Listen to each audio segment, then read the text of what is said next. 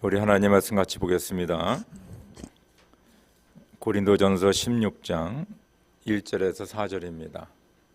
고린도전서 16장 1절에서 4절 말씀입니다. 우리 한 목소리로 같이 읽겠습니다. 성도들을 도우려고 모으는 헌금에 대하여 말합니다. 내가 갈라디아 여러 교회에 지시한 것과 같이 여러분도 그대로 하십시오. 매주 첫날에 여러분은 저마다 수입에 따라 얼마씩을 따로 저축해 두십시오.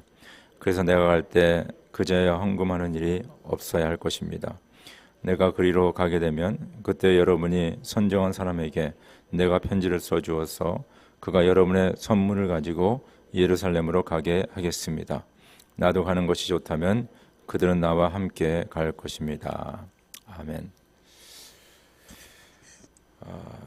여러분 19세기에 프랑스의 대작가 빅토르 우고라는 사람은 1862년에 레미제라블이라는 그런 소설을 썼습니다.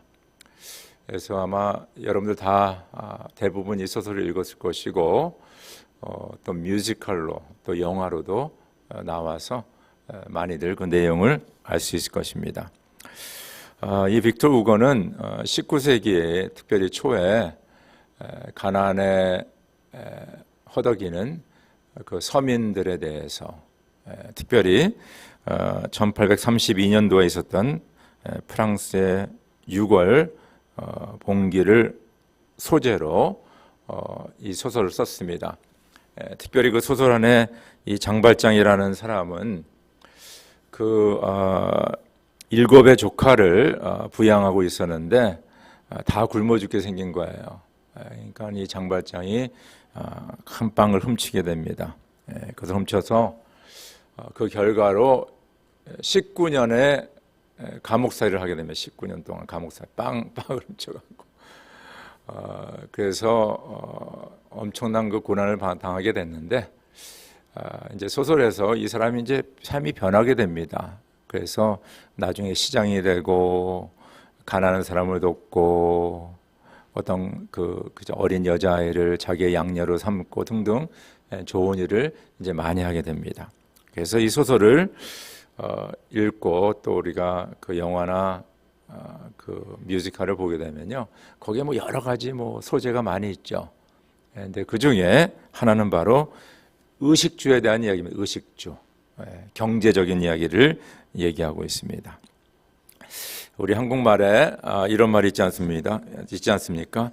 먹기 위해 살지, 먹기 위해 살지. 그러니까 우리가 사는 그 이유가 이제 먹기 위해 산다, 뭐 그런 얘기죠. 또 뭐 죽지 못해 살지, 뭐 이런 얘기도 있고요. 그러니까 얼마나 힘들어. 근데 죽고 싶어도 이 생명이 다 못하는 겁니다. 그래서 그냥 할 수 없이 산다, 뭐 그런 얘기죠. 그리고 우리 자녀들이라든가 2세들이 전혀 이해 못하는 우리 옛날에 인사말, 진지 잘 드셨습니까? 밥 잘 드셨습니까? 그런 인사 아닙니까? 그러니까 그 옛날에 진짜 하루 세끼 제대로 먹는 사람이 그렇게 많지 않았던 것 같아요. 그래서 다들 어려웠던 때가 있었습니다. 우리 다 잊어먹었지만, 뭐 많이 잊어먹었지만은 그런 때가 분명히 있었습니다. 특별히 우리 부모님 세대는 일제 그 압제 가운데, 그렇죠? 사셨습니다. 그래서 뭐 재산도 뺏기고 뭐 어려운 가운데 사셨고, 또 특별히 6.25를 지나시면서 진짜 죽을 고비를 많이 넘기셨습니다. 우리 부모님 세대. 그리고 특별히 뭐 우리 부모님 세대 또한 그 바로 뒷세대는 그 60년대, 70년대를 지나면서 뭐 보릿고개를 넘어왔습니다. 그래서 그 당시 하루에 3끼 제대로 먹은 사람들이 이렇게 많지 않습니다. 그때 뭐 잘 먹고 잘 사는 분들도 없지 않아 있었겠지만은 대부분의 사람들은 어려웠습니다. 그 부모님들의 자녀들, 저가 되고 아마 여러분들이 될 것 같은데 이 경제에 대해 상당히 민감합니다. 특별히 70년대, 80년대, 아마 90년대 초까지 미국의 이민은 이민 세대들, 타 언어, 타 문화, 그렇죠. 타 민족 가운데서 살아남기 위하여서 많은 고생을 했습니다. 한국에서 전혀 해보지 않은 생소한 일들을 했습니다. 뭐 예를 들어서 바느질, 페인트, 잔디깎기, 청소, 가스스테이션, 샌드위치 샵, 드라이 클리닝, 수영장 청소, 수화밑 등 진짜 돈을 벌기 위해서 열심히 일했습니다. 다행히 미국은 일에 그죠? 귀천이 없다 그래갖고 그래도 미국에서 이렇게 열심히 일해갖고 돈 벌어서 집도 사고 또 자녀들도 좋은 대학에 보내고 나름대로 아메리칸 드림을 이루어서 지금 대부분의 이민자들은 미국 사회 중상층 그래도 중간 혹은 중간 이상은 살고 있습니다. 오늘도 또 젊은 세대들은 열심히 일하죠. 그래서 진짜 열심히 공부해서 회사에 들어가고 사업을 운영하면서 열심히 일하면서 돈을 벌고 있습니다. 그런 가운데 이 교회에 헌금한다는 것은 도전입니다. 이게 쉬운 일이 아니에요. 그렇죠? 그래서 이 헌금에 대해서 얘기하면 상당히 민감하죠. 그래서 저는 설교 시간에 헌금에 대해서 거의 얘기 안 하는 편인데 오늘 말씀이 헌금에 대한 거기 때문에 제가 좀 헌금에 대해서 여러분들에게 말씀을 나누려고 합니다. 본문에 보면 사도 바울은 고린도 교회 성도들에게 헌금을 하라고 얘기합니다. 그래서 내가 그 헌금을 가지고 성도들을 도우려 하고 있다. 그렇죠? 특별히 예루살렘 교회 성도들이 많은 어려움을 당하고 있었습니다. 그래서 예루살렘 교회 성도들을 돕기 위하여서 고린도 교회 성도들 헌금하시오 그렇게 얘기하고 있습니다. 그럼 고린도 교회 출석하는 성도들은 그럼 다 잘 사는 사람들인가? 그런 것 같지는 않아요. 모든 공동체에는 뭡니까? 잘 사는 분도 계시고 중간 정도 사는 분도 계시고 또 어렵게 사시는 분들도 계십니다. 고린도 교회도 마찬가지일 거였습니다. 그래서 그분들에게 헌금을 하라 그랬습니다. 이 헌금이라는 것을 보면 성경에 나옵니다. 그래서 구약에서는 특별히 11조에 대해서 이야기가 나오고 있고요. 또 신약에서는 11조 외에 구제하는 헌금 등 그런 보통 11조와 구제하는 것과 특별히 그 사역하시는 분들 구약에서는 뭡니까? 제사장들, 레위인들 그들을 위하여서 헌금을 했으며 11조를 했습니다.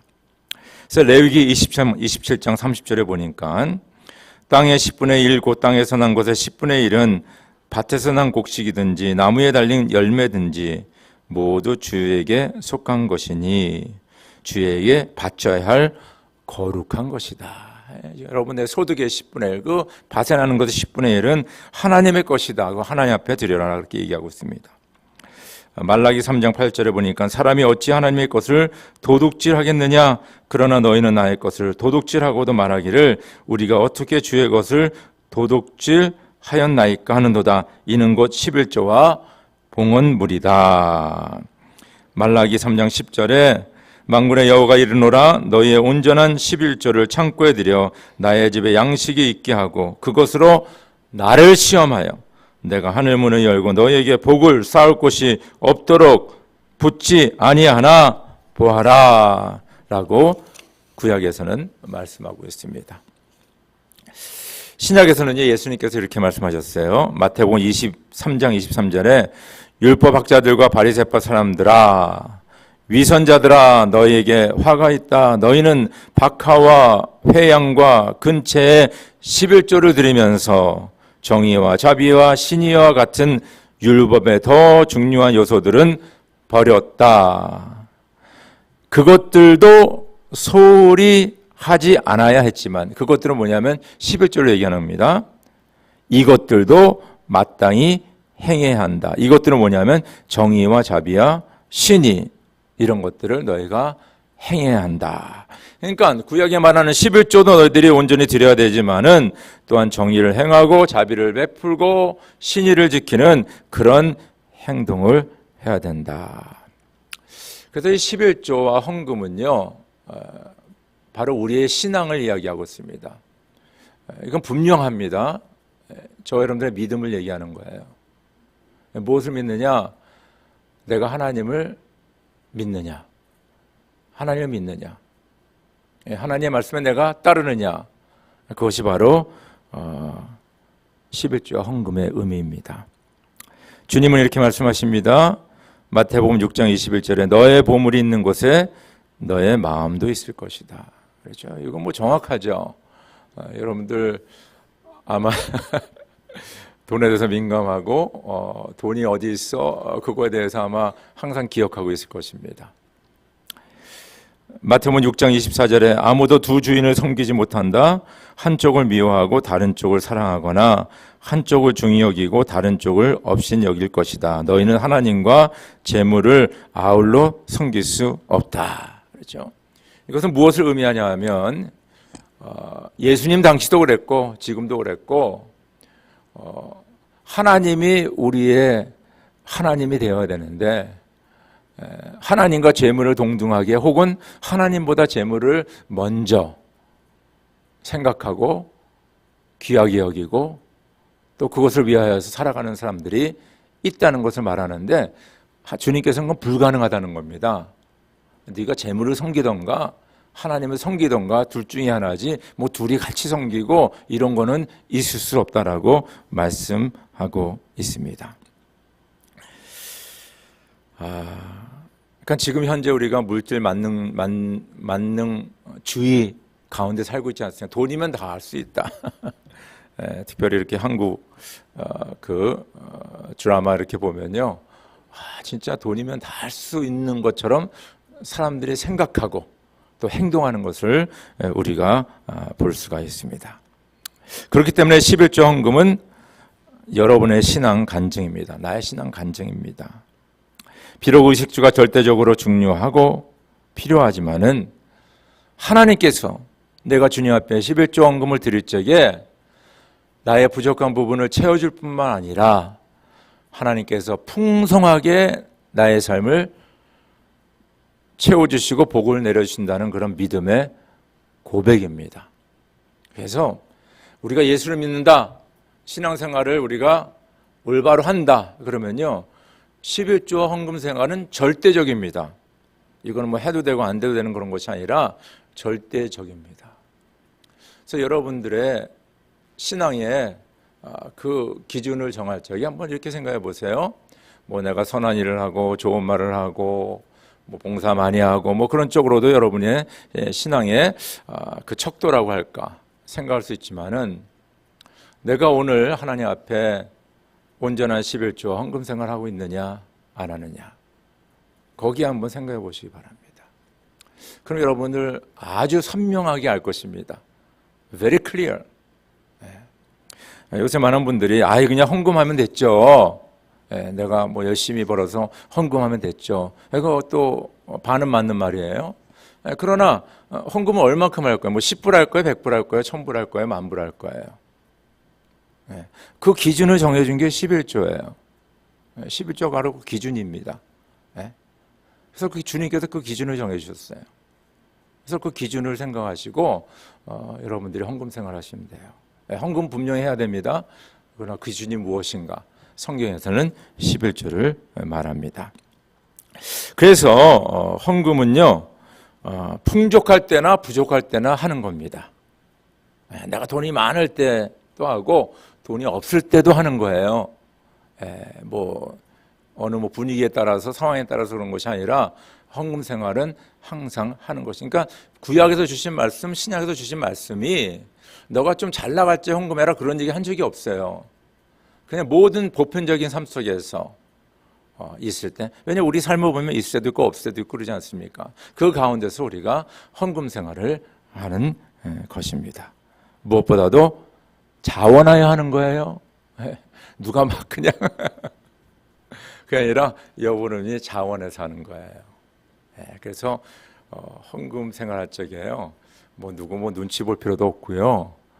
그냥 여러분과 저가 하나님의 은혜와 사랑과 하나님께서 내게 주신 복을 기억하며 감사하며 기쁜 마음으로 하는 거예요. 기쁜 마음으로.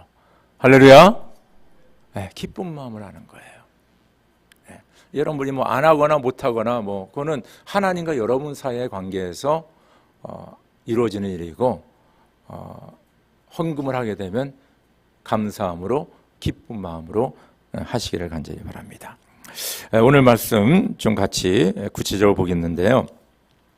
첫째, 우리가 헌금 생활을 잘 할 수 있는 거, 하나님 기뻐하는 헌금 생활하는 거는요, 첫째는 모든 것이 하나님의 것이다라는 그 믿음에서 나오는 겁니다. 모든 것이 하나님의 것이다. 우리 말씀 같이 한번 읽을까요? 시작. 하늘은 주님의 것, 땅도 주님의 것, 세계와 그 안에 가득한 모든 것이 모두 주님께서 기초로 놓으신 것입니다. 땅과 그 안에 가득 찬 것이 모두 다 주님의 것, 온 누리와 그 안에 살고 있는 모든 것도 주님의 것. 은도 나의 것이요 금도 나의 것이요 나 만군의 주의 말이다. 주님께서 은도 내 거고 금도 내 거고 이 우주 만물의 모든 것이 하나님의 것이다. 그래서 여러분, 우리가 성경을 쫙 처음에 딱 펴고 쫙 처음에 넘기면 창세기 1장 1절이 나오거든요. 그때 첫째 나오는 말이 뭡니까? 태초에 하나님이 천지를 창조하셨다. 저를 따라하시면, 태초에 하나님이 천지를 창조하셨다. 그게 성경에 처음 나오는 말이에요. 너무 분명하지 않습니까? 해와 달과 별, 이 모든 자연, 이 안에 있는 모든 것들 하나님이 창조하셨다. 하나님이 창조하셨으니까 누구 거예요, 이게요? 하나님의 거죠. 하나님의 것이에요. 창세기 1장 27절에 하나님이 당신의 형상대로 사람을 창조하셨으니 곧 하나님의 형상대로 사람을 창조하셨다. 하나님이 그들을 남자와 여자로 창조하셨다. 우주 만물 모든 걸 창조하시고 만물의 영장이라고 하는 우리 인간을 누가 창조하셨어요? 하나님이 창조했어요. 빅뱅이 창조한 게 아니라는 거예요, 여러분들. 갑자기 어느 날 그냥 아메바가 커가지고 인간이 됐다는 게 아닙니다. 하나님이 하나님의 형상대로 우리를 창조하셨다. 그러니까 이 모든 것이 하나님의 것이에요. 나의 생명, 나의 가족, 내가 소유한 모든 것들 하나님의 것입니다. 우리의 헌금 생활은 바로 이 신앙에서 시작이 되는 거예요. 모든 것이 하나님의 것인데, 하나님의 것인데 내가 하나님께 드리는 것이 너무 당연하지 않습니까? 내 게 아니라는 거예요. 내 소유가 아니라는 것입니다. 모든 것이 하나님의 것이고 하나님이 창조했다면요, 우리 마음이 어떤 마음이 들어야 되냐면요, 하나님을 두려워하고 경외하는 마음이 들어야 되는 거예요. 왜냐하면 이 절대적인 하나님이, 초월의 하나님이 모든 걸 창조하시고 이 얼마나 파워풀하시고 전지전능하시지 않습니까? 그런 내 생명을 만드신 분이잖아요. 그럼 우리 마음속에 하나님은 내가 두려워하고 경외합니다, 이 마음이 있어야 돼요.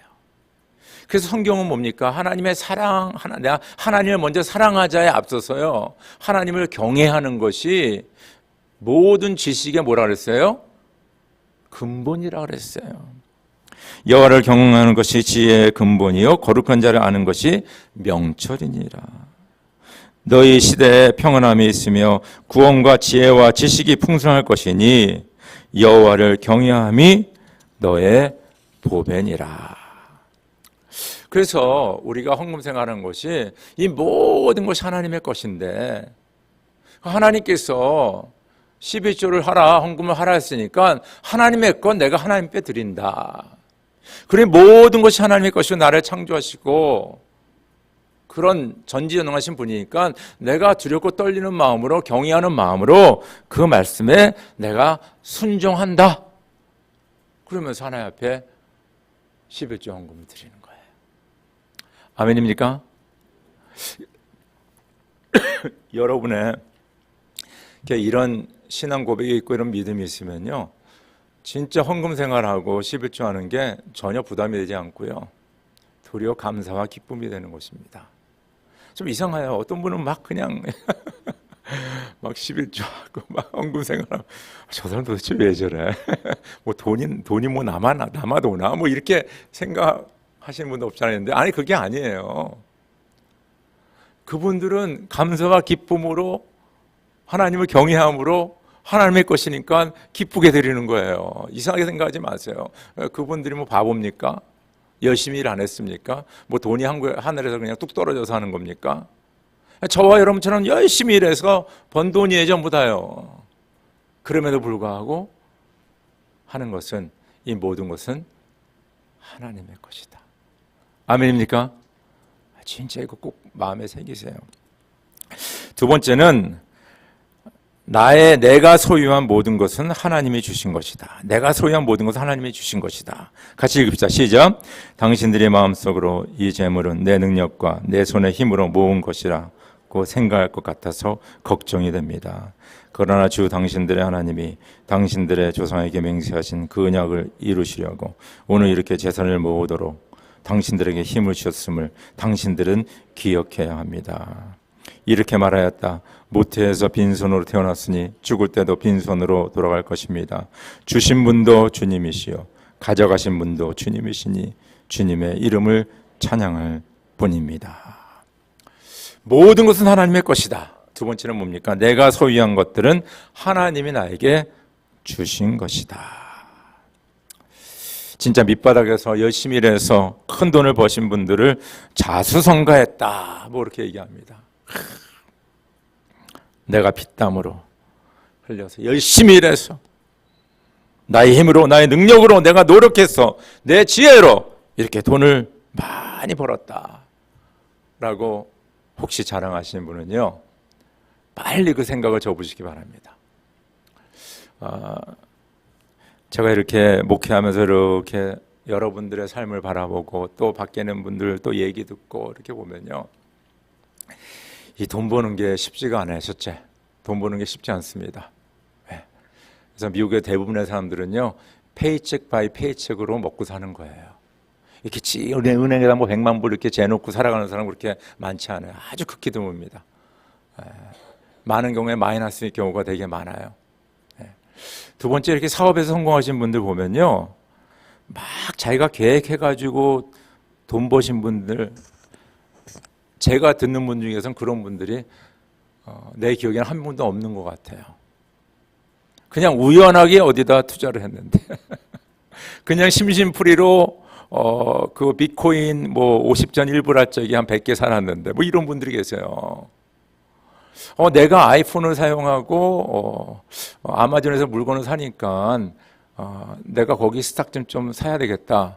그래서 20년 전, 25년 전에 아마존과 애플에 스탁 좀 사신 분들, 아니면 어느 회사에 들어갔는데 그 회사가 뭐 그렇게 좋은 회사는 아닌데 그냥 스탁 옵션을 줘서 그 회사에 들어갔어요.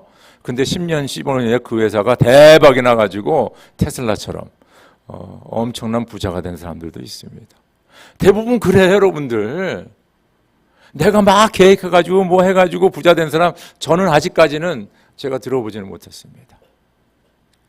나와 상관없이 여러 가지 환경과 조건 가운데 일들이 이렇게 돼가지고 큰 부를 이루었던 분들이 꽤 많아요. 근데 내가 뭐 땀 흘려 내가 노력해서 그런 분들은 그렇죠. 저와 여러분들 뭐 자기가 노력한 만큼 어느 정도 부를 했는데 거부는 되지 않습니다. 그렇게 해서 뭐 크게 부자 됐다? 그거는 그냥 뭐 집 한두 채 사고 뭐 집 좋은 차 굴리고 뭐 명품백 한두 개 있고 뭐 이 정도지. 뭐 하루에 뭐 10만 불, 100만 불씩 벌고 이런 수준은 아닙니다. 큰 부자분들은 그런 걸 제가 많이 듣고 봤습니다. 제가 지난번 우리 재직 수련회 때 여러분들 중에 좀 부자들이 나왔으면 좋을 것 같아요. 부자. 그래서 뭐 한 달에 1년에 한 10만 불, 뭐 15만 불 뭐 받으면 괜찮게 받는다 그러는데 저는 좀 하루에 한 10만 불씩 좀 벌으세요. 왜 그렇게 안 됩니까? 그런 사람들이 있어요. 여러분들 우리가 잘 몰라서 그러죠. 그런 사람들이 많대도 여러분들.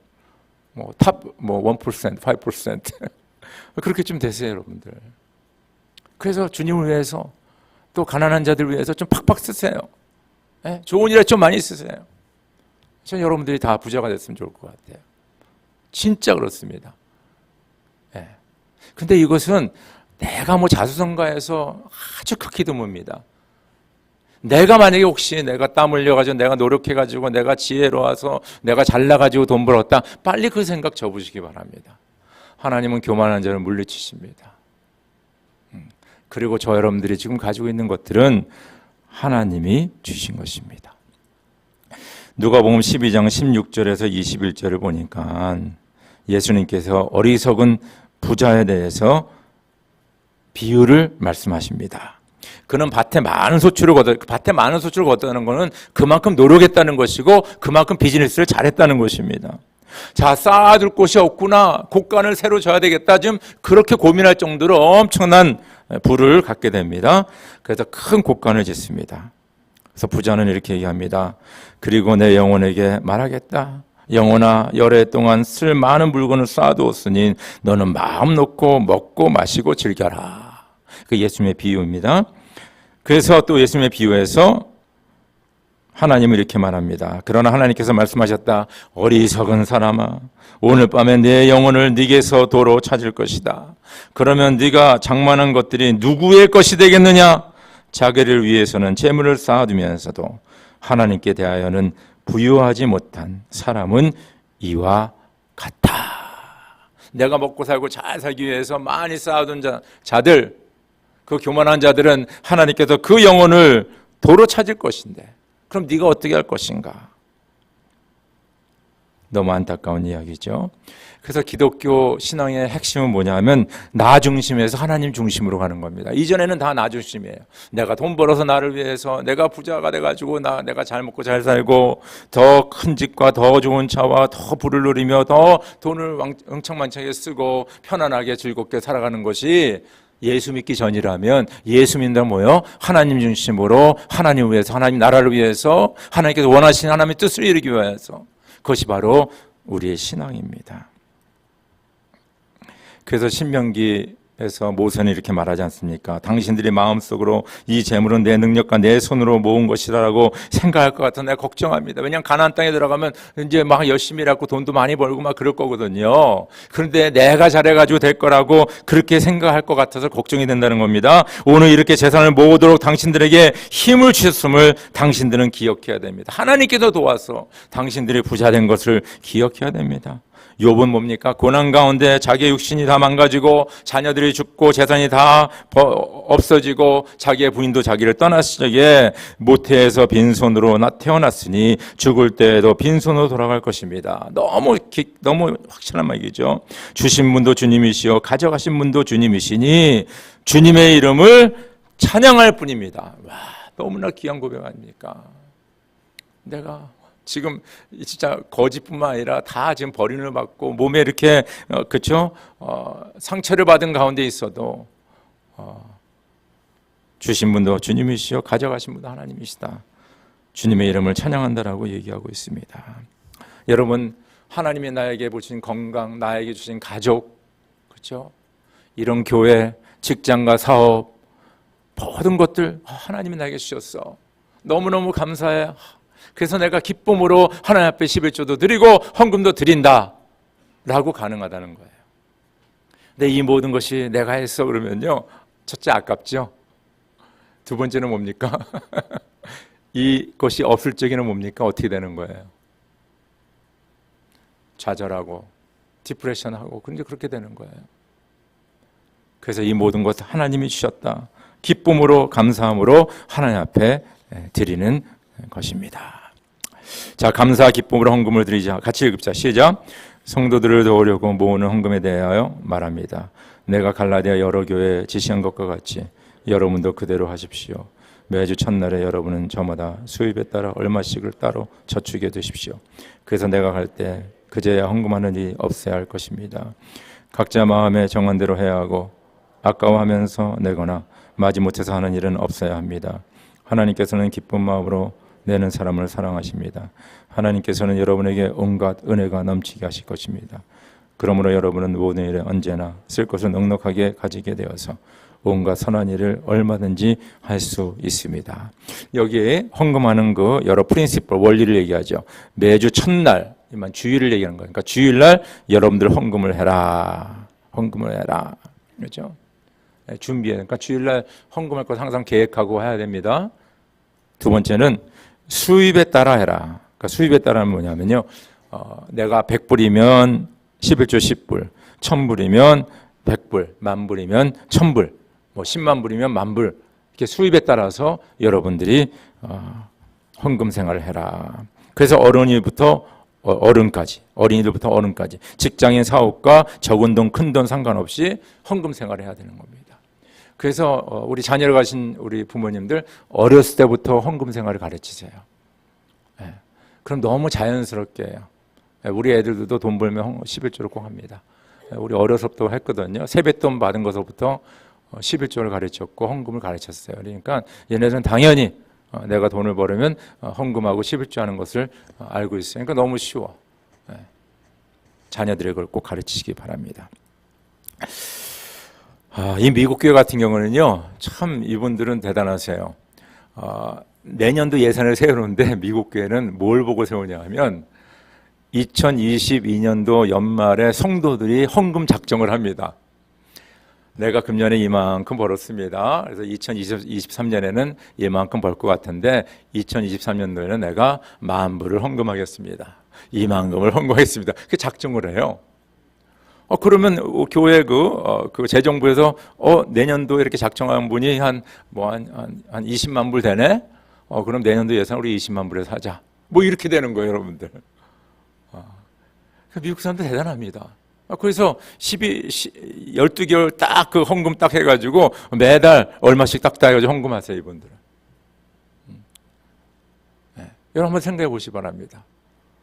내년도 하나님께서 이렇게 축복하실 텐데 내가 얼마큼 주님 앞에 내가 헌금을 해야 되겠다. 한번 생각해 보시기 바랍니다. 자, 그 다음에 오늘 보니까 마음에 각자 정한 대로 하세요. 누가 시켜서 하지 말고요. 프레셔 받아서 하지 말고 눈치 봐서 하지 말고요. 내가 뭐 장로니까 집사니까 뭐 내가 목자니까 목녀니까 이거 하지 말고 내 마음에 정한 대로 하세요. 여러분 마음이 중요합니다. 하나님께서 물질을 받으시지만 여러분의 마음을 받으십니다. 마음에 정한 대로. 마지못해 하지 말고 기쁜 마음으로 해라. 기쁜 마음으로 하세요. 기쁜 마음으로. 즐겁게. 이 양 하나님 앞에 드리는데 기쁜 마음으로 하지. 아이고. 아나니아 삽비라처럼 그러다가 벌 받지 않습니까? 그러지 마세요. 기쁜 마음으로 하세요. 기쁜 마음으로. 오늘 하나님께서 주시는 축복을 말씀드리겠습니다. 그러므로 여러분은 모든 일에 언제나 쓸 것을 넉넉하게 가지게 되어서 온갖 선한 일을 얼마든지 할 수 있습니다. 여기 너무 중요하지 않아요? 여러분들에게 뭡니까? 쓸 것은 넉넉하게 주신다 그랬어요. 넉넉하게. 우리 각 사람의 넉넉함이 다 다르지 않습니까? 어린아이들에게는 아마 100불이면 넉넉할 것입니다. 아마 여러분들에게는 한 10,000불 정도 있어야 넉넉할지도 몰라요. 사람마다 다 달라요. 넉넉하게 주신다. 쓸 것을 넉넉하게 주신다. 얼마나 중요합니까? 넉넉하게 주신다. 두 번째는 뭐니까 모든 선한 일에 쓸 수 있도록. 이것은 뭐냐면요, 이제는 내가 받는 사람이 아니라 돈을 꾸는 사람이 아니라 다른 사람에 베푸는 사람, 나눠주는 사람. 주님께서 아브라함이 약속하신 너는 복의 근원이 될 것이다. 너를 통해서 사람들이 복을 받을 것이다. 사람들에게 나눠주고 남을 축복하는 사람이 된다는 것을 말씀하고 있어요. 바로 온전한 11조 헌금을 하는 사람들. 얼마나 이게 중요한 겁니까? 여러분, 우리가 신앙생활 할 적에요, 제대로 하는 게 좋습니다. 적당히 하면요 피곤해요. 진짜 피곤해요. 짜증나고요. 그리고 교회 가면 기쁘지도 않고 내가 왜 교회를 다녀야 되나? 내가 왜 신앙생활을 해야 되나? 그런 생각하는 경우가 많이 있어요. 진짜 기쁘지가 않아요. 적당히 하면. 모든 일이 다 그렇지 않습니까? 그러나 제대로 하잖아요. 그러면 성경 안에 있는 하나님의 말씀과 하나님의 주시는 기쁨과 평강, 그 다음에 행복함을 우리가 신앙생활 가운데 경험하게 되는 거예요. 제대로 하면. 그 중에 하나 중요한 것이 바로 11조와 헌금의 생활입니다. 하나님이 기뻐하는 헌금 생활을 하세요.